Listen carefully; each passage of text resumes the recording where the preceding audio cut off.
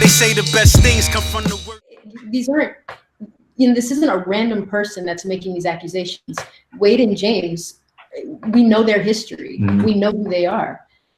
So that makes it even more personal for us. Yep. We understand what their motives are. Mm-hmm. So we have to speak on that. Indeed. Now, recently, probably within the last couple of years or so, we've seen a number of celebrities, in particular, Black celebrities, being going through trials, going through a lot of blame.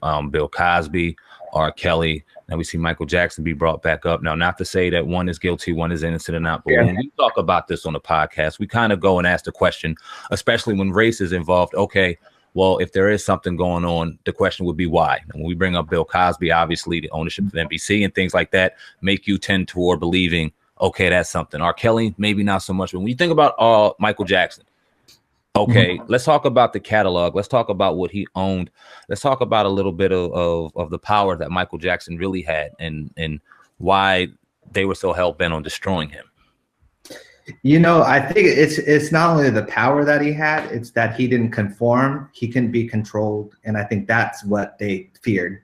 I watched the Sam Cooke documentary where literally it was almost like deja vu. Sam Cooke couldn't be controlled. Sam Cooke wanted to be a pioneer. He wanted to help other Black, artists out. He wanted to own his own stuff, and they didn't like that. And that's pretty much the same thing with what happened with my uncle. They didn't like the fact, he was definitely, they never said it, but I guarantee you, he was the first billionaire, self-made billionaire Black person in terms of from Gary, Indiana, to where he ended up. He definitely was a billionaire. They never ever said he was a billionaire. But when you own a publishing company, half of a publishing company that's worth over $4 billion, then you're a billionaire.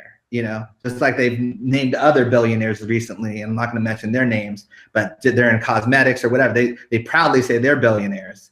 But, with my uncle, they never gave him that props. They even tried to sell the opposite. They tried to say that he was broke. Yep. You know what I mean? When he passed, that he was, dying as a broke man. Mm-hmm. Like this, what? And not only did they say that, but they don't even mention that he gave over $100 million to charities. Exactly. It's like, because that doesn't, if they want to say he died broke, but then say, oh, but he gave hundreds of millions of dollars to charity, that doesn't help their narrative. So they'll just make it sound like he didn't know what he was doing with his money.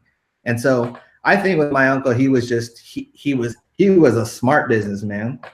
He owned his own music. He owned half of Sony's publishing. So basically any Sony artist or any publishing, from the James Bond theme to, he owned half of that. And he was just sitting there collecting it. And they did not like that. They did not like the fact that this guy had outsmarted them, basically, because they wanted the Beatles catalog. And so that to me was that's when all of a sudden all this started happening, was when he became so powerful and he didn't confine with what they wanted him to be. Is this what you think the main objective behind the documentary and all the narrative is towards your uncle, is the fact that he would never conform? And if you look at his later, his appearances later in life, he was fighting Sony. He was fighting about Black publishing, giving Black artists, back their publishing. He was very outspoken in all the stuff, and from They Don't Care About Us to all this stuff, he was ahead of trying to say, look, they don't care about us. And I think it was a threatening thing to a lot of people. It was almost like, we need to shut this guy up. And my personal opinion is that the documentary or the film is almost a marriage of a series of negative people with their own agendas, mm-hmm. which just fell into place for them. I don't know that necessarily Wade and James care about the publishing. No, they don't care. You know what I mean? But they have their own personal interests, which falls in line with somebody else's personal interest. And then you get everybody together and you have this takedown. Yep. How does HBO, Sundance, how does this happen? Where they're able to, get the funding for this film and pretty much attempt to tarnish his legacy, Mike? I don't think it's going to work, but at times it's happened without no legal recourse. Like, I don't get it. Could you speak to that? Once again, if you haven't covered all your bases with that one, like, there's nothing that the family can do at this point. Not unless they include our names in something. Like, if they start talking like in terms of, we saw something that we didn't see, then we can go after them, because now they've included someone that's living. But as long as they keep it on Michael Jackson and only Michael Jackson, which they're smartly doing, I think they did that. They did say something in Oprah's interview that the press reported, but then when that special came out, it was edited out, which also makes me upset. You know, the press did report on it ahead of time because it was shot earlier, but then when the broadcast came, where they did say that the family had to know and some of the workers had to know, right? And they probably said, you know, we need to cut this out because we can, you know, there's legal recourse now. But you know, though, even with someone like Brett Barnes, they're not respecting his position. Yeah. Who has tried to take legal action against HBO for including his name in this narrative as though he were a victim as well. Yeah, they implied that, and Brett's angry. Brett's looking, you know, for legal recourse because they did include his name, and he asked to be taken out. He said, "I don't want to be associated with this. This is not who Michael Jackson was. He's, you know, these are two entitled people that are basically using his name to try and get money, and I want to be out of this." And they didn't even respect his request in that, which means they don't really care about anyone except themselves.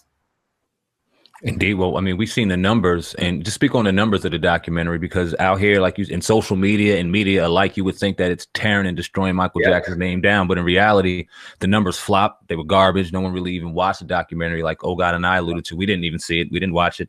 So just talk about the numbers and did the objective get served in there, in your opinion, there?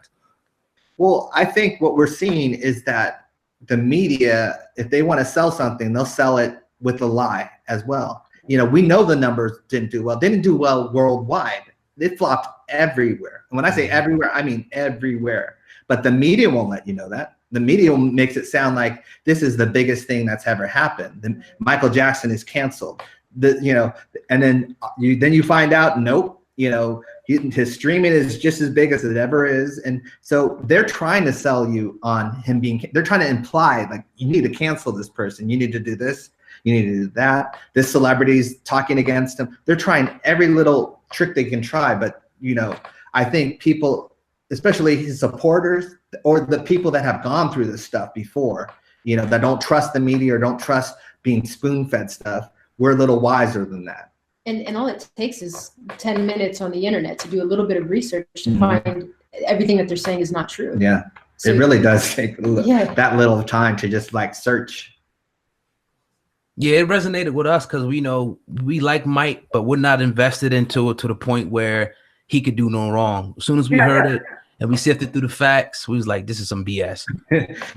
Our platform, because we're independent, to speak the truth. You know what I mean? That's what we're going to do. And I want to commend you guys also, you know, for doing that as well, because I would want somebody to do that for me, you know, if I was, you know, deceased as well. So I want to definitely commend you guys. Indeed on that. Talk about real quick, because I don't want to have many more questions. We really appreciate you guys' time. But you alluded to a couple times Michael Jackson, your uncle, talking about you have to work extra hard being who you are, being what you look like. And then we heard later on in Mike's life, him speaking on Black publishing and things like that. But often in the media, another narrative was stared as though he wasn't proud to be Black. He wasn't, he was running away to bleach his skin. We heard everything, all the negative stuff. Talk about how he identified to you guys, how as a person, it's best as you can, not to be disrespectful. Yeah. I'm laughing because my uncle, you know, I mean, if you really knew him, he could hang with the best of us, you know, in that way. I mean, and I don't want to go into any stereotypes, but he fulfilled all those stereotypes. You know, he was very proud of his race. Yes. And anyone and where he came from, and anyone that questioned that, he would correct them right away. He did that in interviews. He did that live. He never ever said he was not proud to be Black. If the opposite, he said, I know who I am. I'm Black man. And he was proud of that. And he would tell us that. Yes. We saw it by example. That was the thing. It wasn't just him saying it. We saw that by example. He knew what he represented. And that was the media. I think that was the media's best trick that they did, besides this whole allegation thing, was convincing people that Michael Jackson wasn't proud of his race. Right. That was when they got a lot of people, because his vitiligo was what they used in that way.